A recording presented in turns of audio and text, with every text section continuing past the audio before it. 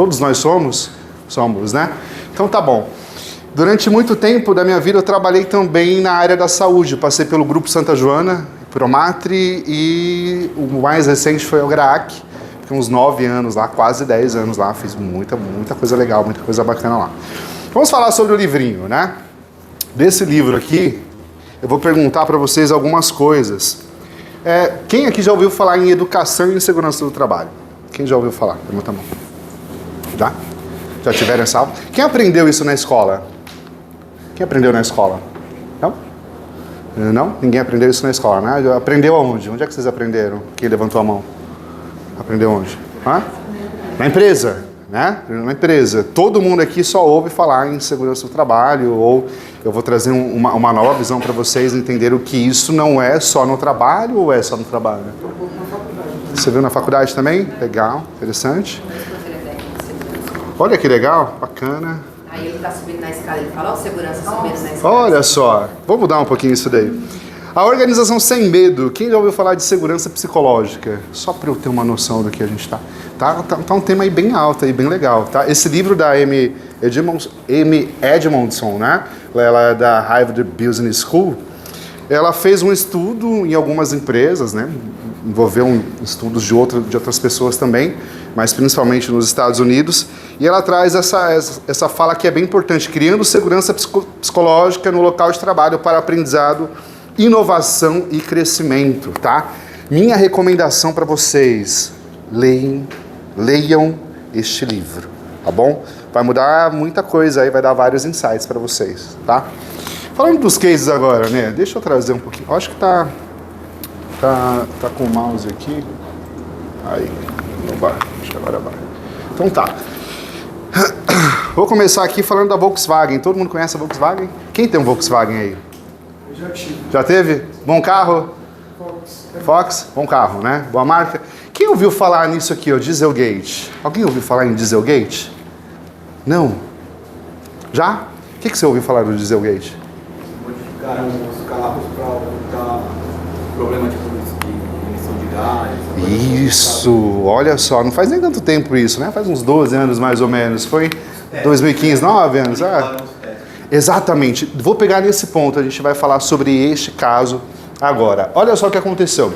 O nome desse cara aqui, eu destaquei aqui, Marty Winterkorn, né? Ele era CEO mundial na Volkswagen, CEO mundial.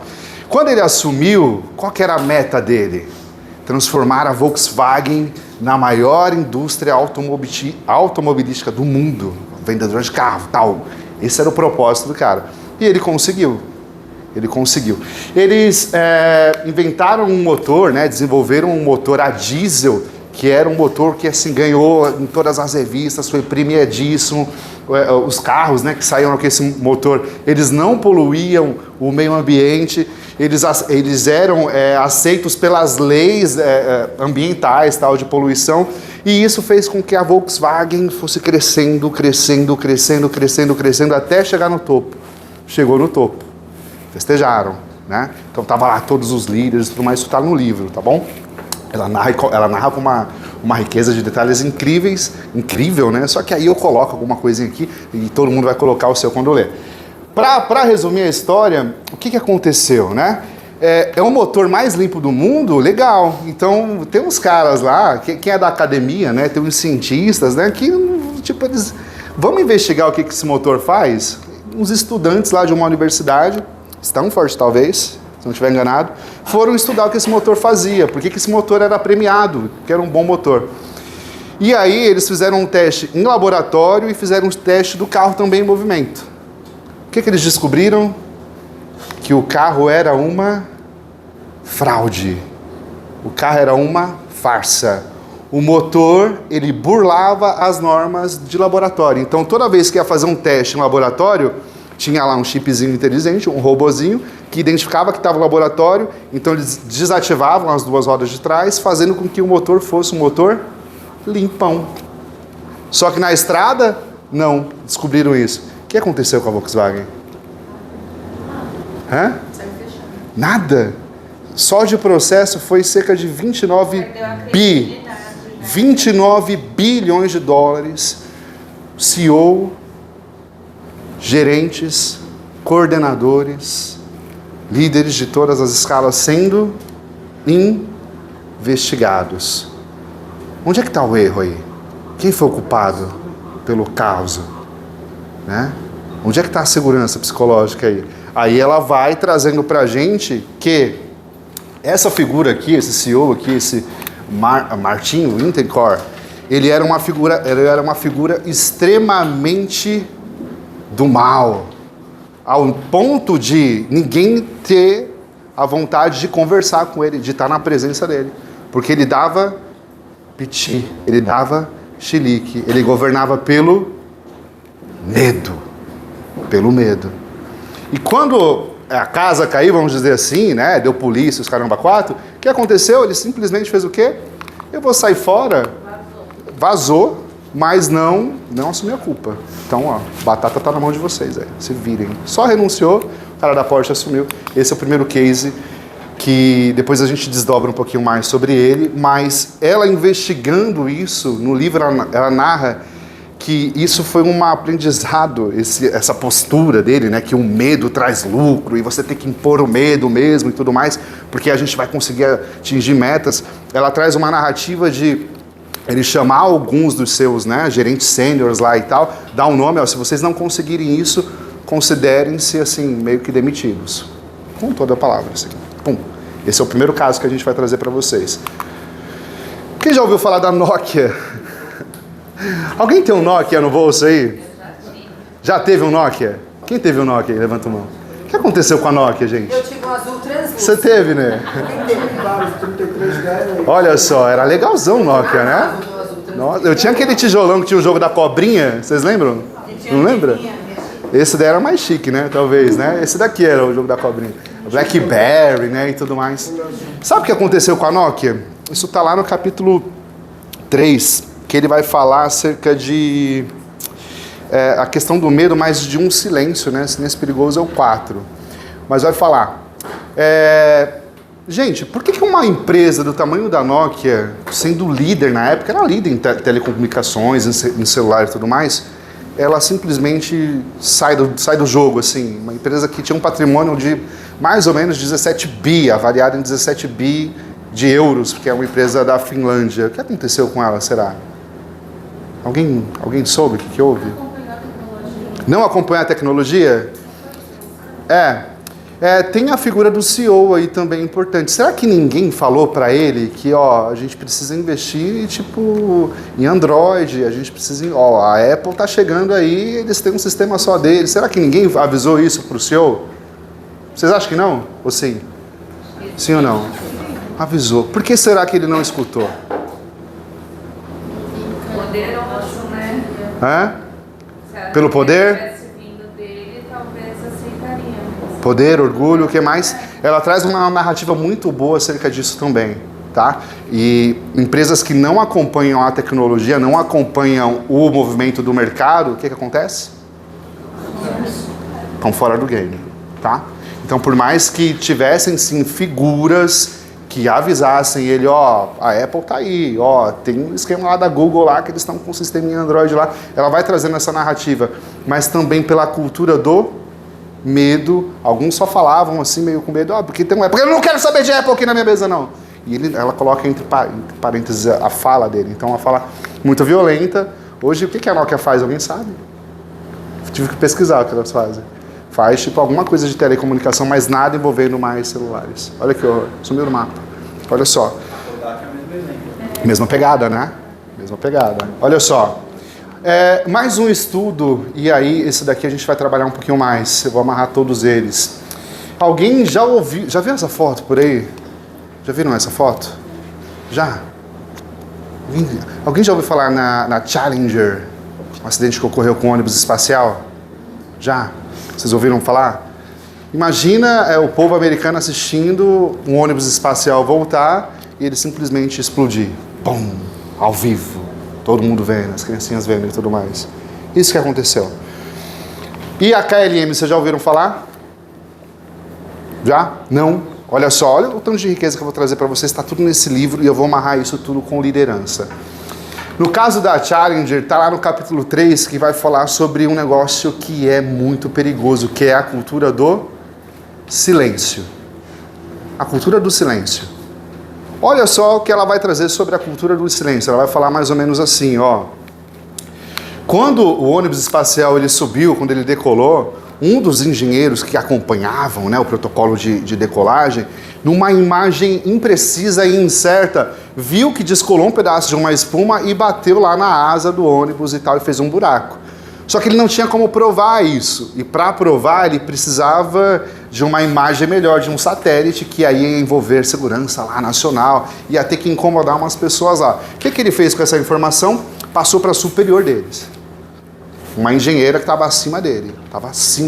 Passou essa informação, ó, eu tô suspeitando dela, me mostra a imagem, não dá para ver nada. Ah, você vai querer incomodar o pessoal lá? Ele, mas olha, eu tenho isso, não vou incomodar o pessoal lá, eles têm muito trabalho, tá tudo certo, tocou.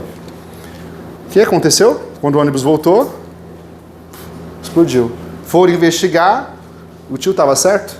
Tinha um buraco na nave, tinha um buraco no ônibus espacial.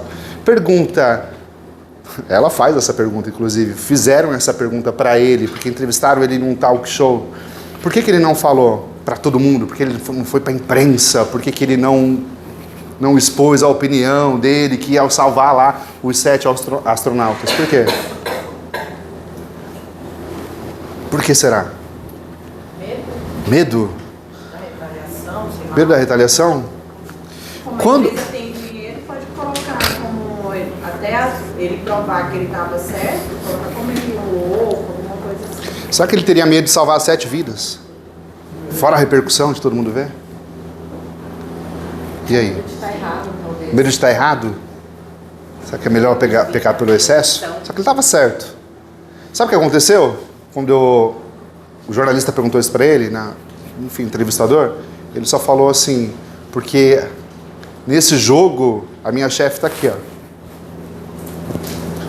Ele só falou isso, mais nada. Ele até fez, né? Ele avisou, né? E aí não continuou. Olha só, outro caso, esse da KLM, foi um acidente que aconteceu também terrível, eu vou narrar para vocês que foi mais ou menos assim, tá? Cultura do silêncio e do medo. Ele foi assim, ó, bem antigamente, nos protocolos de aviação, dos pilotos poderem serem aprovados, tal, existia uma quantidade de horas de voos para eles poderem pilotar sozinhos e ganhar lá a tua habilitação como piloto oficial. Toma. Quem fazia esse processo é um processo muito burocrático que era, na empresa KLM, ele era envolvido pelo senhor Zanten, se eu não estiver enganado, o sobrenome dele é esse, Zanten, tá? Esse tio, ele era tão embaçado, vou colocar assim, ele era tão das galáxias, sabe? Ele que dava a autoridade, ele que dava a credencial para o piloto. Ele era chamado de senhor KLM, tamanho era a fama desse cara, tanto que ele era respeitado. Eles são oficiais, né? Então a galera tem patentes, e ele era a patente máxima, e ele que fazia a parte da aviação. Esse acidente ele ocorreu numa pista bem pequena, né? Uma pista pequena, um Boeing 747, 584 pessoas morreram. Dá uma olhadinha nisso, ó. Ela narra dessa forma, né? Caixa preta e tudo mais. A pista estava sob forte efeito de nevoeiro. A torre de comando tinha ali uma baixa visualização do que estava acontecendo. A comunicação tinha. E tinham mais 2 oficiais. Então, 2 oficiais do próprio avião, mais esse senhor KLM, que era um fodão, que estava avaliando os 2. Tudo bem? Esse assumiu o controle, deixa que eu levo a aeronave, vou dar um rolê de aeronave, pegou ela, saiu sem autorização da torre de comando. Por quê? Por que ele saiu? Porque ele é o fodão. Ele é o dono da bagaça. Então ele pegou e saiu. Os 2, quando estavam ali, quando ele saiu, até perguntaram para eles, mas senhor, a gente não teve a ordem da torre. O que ele fez? Hã? Acho que o pai está no comando aqui. Prende aí. Fechou? Vamos lá. Fizeram uma comunicação com a torre, mas não o suficiente ainda. Falaram com ele mais um pouquinho ali, mas senhor, a gente não está saindo cedo demais, ó, fica na sua aí. O que ele fez? Acelerou e foi na pista. Nessa de que acelerou e foi na pista, olha só o que aconteceu. Essa imagem que está aqui embaixo, aqui, ó. Tá um pouco clara, ali não dá para ver. Ele simplesmente, o avião, não, quando ele viu, não dava mais para frear, a aeronave estava muito rápido, suspendeu um pouquinho, atravessou outro Boeing e virou uma bola de fogo e morreram 584 pessoas, incluindo 3 oficiais, que eram os responsáveis. E a pergunta que ela faz, que eu faço para vocês é, esse acidente ele poderia ser evitado, sim ou não? Sim. Por que não foi? Hã? Por quê? Por que não foi?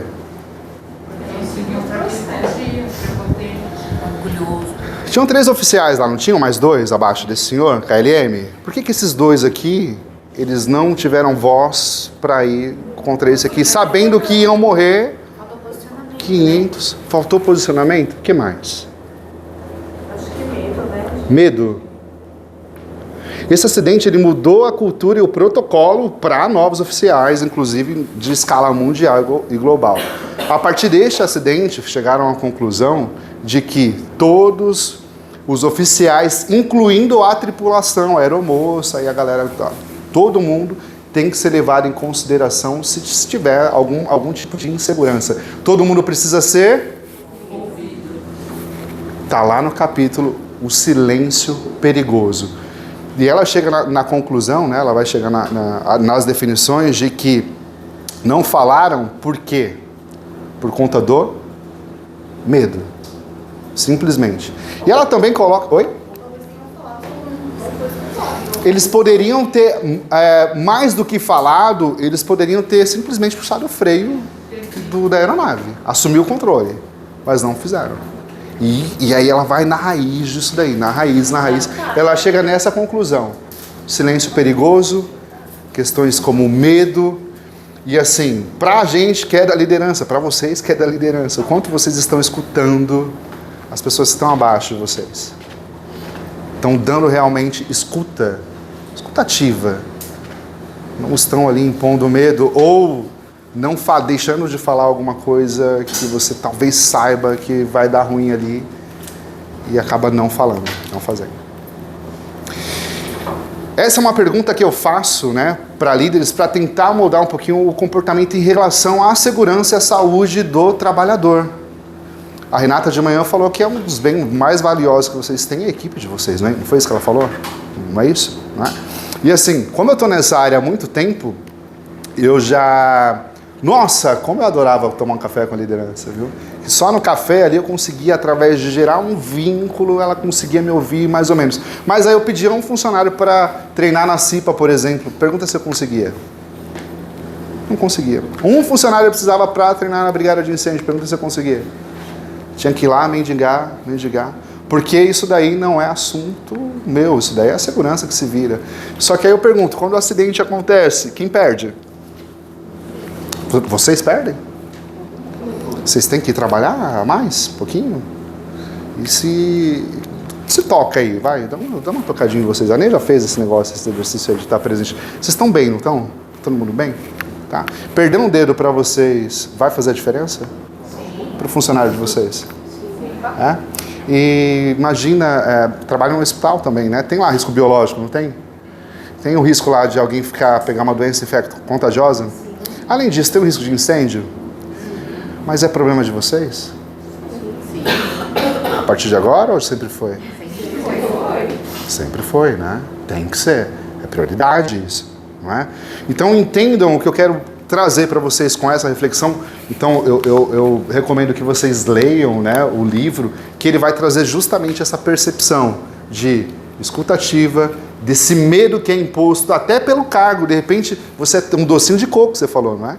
Mas o simples fato de você estar na coordenação, quem está lá chegando agora na tua empresa vai te enxergar como a do mal, a malévola, né? Como quebrar isso? Como construir um ambiente seguro, com segurança psicológica, ao ponto do seu colaborador trazer as informações sem ter medo de ser julgado, sem ter medo de perder o cargo, sem ter medo de ser demitido.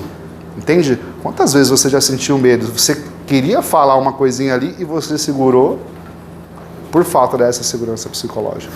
Então a segurança psicológica envolve muitas coisas, né? A Alê está falando de herê, de linha de frente, mó barato, ela fala da religião e tudo mais. É você ser quem você é no ambiente do seu trabalho, independente de religião e tudo mais. E você ter a segurança de que você não vai ser julgado ou demitido, ou que você vai ser invalidado por quem você é na empresa.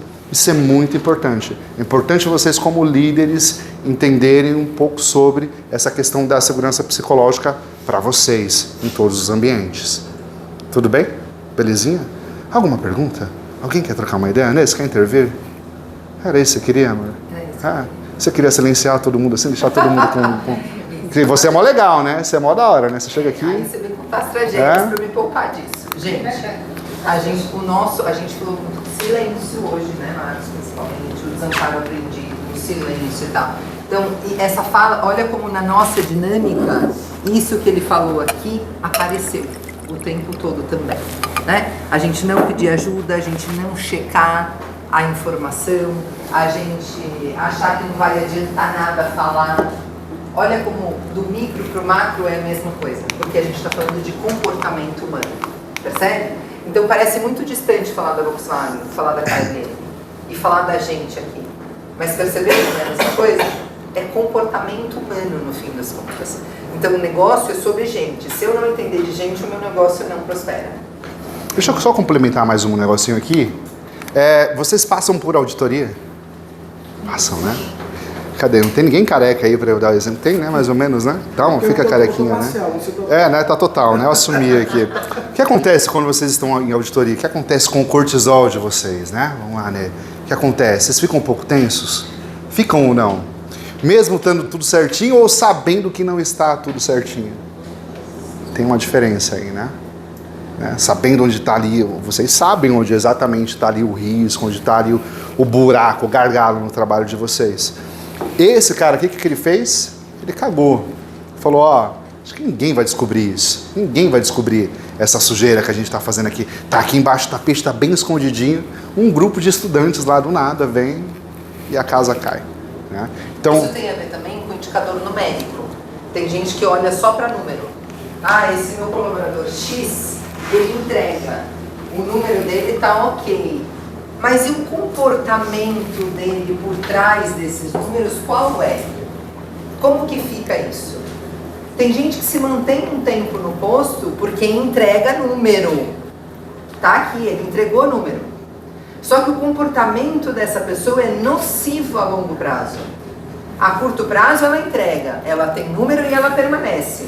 Mas a longo prazo ela ferra toda uma equipe, um monte de vidas. Então, a solução é muito clara.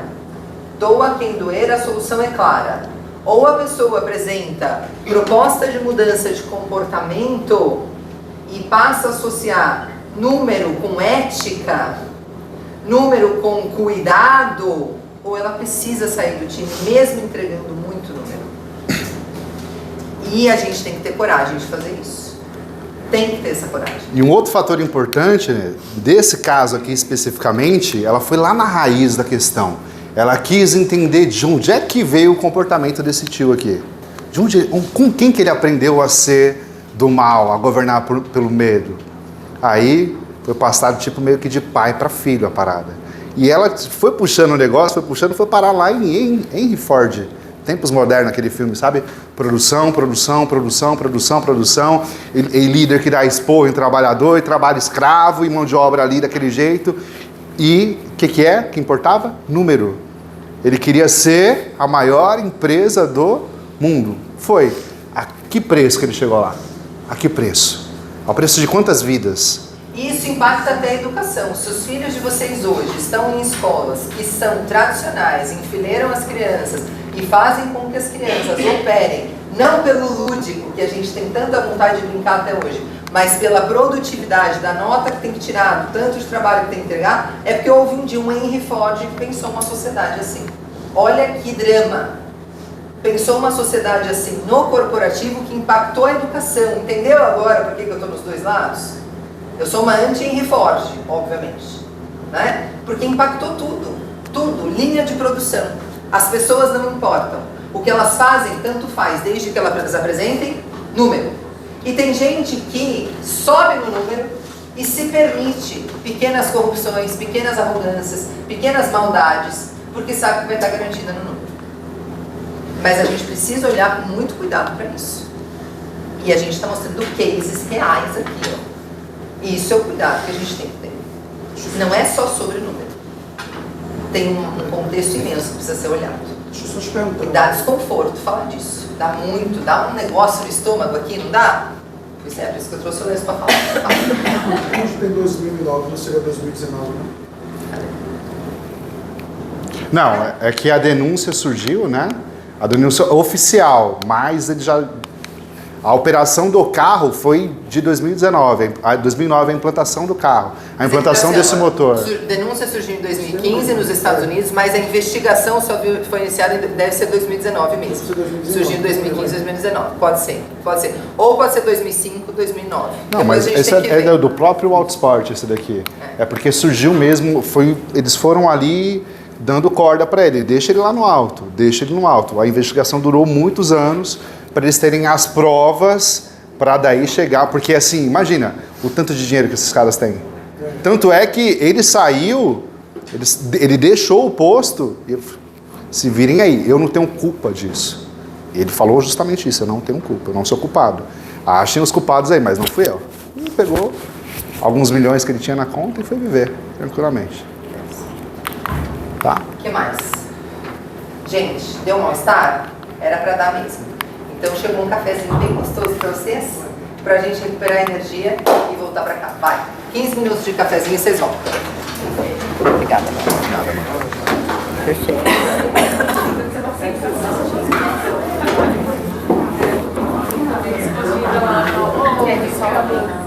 O feedback do Senac, eles ficam escondidos lá na nossa empresa para saber tudo o que está acontecendo lá da Planeta.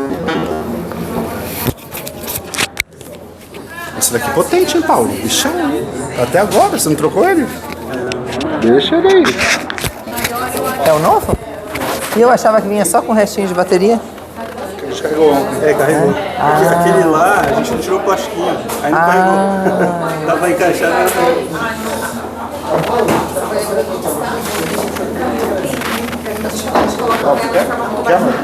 Amor! Ah, que linda! É, que lindo! Ai, eu vou te mostrar nosso... Ai, é que eles estão com o meu celular. Depois queria te mostrar os meus. Os meus são 3 pretos e uma branca. Que cor tem os seus? Deixa eu ver. Que é claro que você tem um monte de fotos. Que a gente tem agora, problema. depois que eu tive filho, eu tenho mais foto do filho do que do filho. Bom, equilíbrio é bom. Deixa eu ver. Quantos anos tem os seus? Olha, eu vou te falar, por incrível que pareça, eu achei o Valentim 1 ano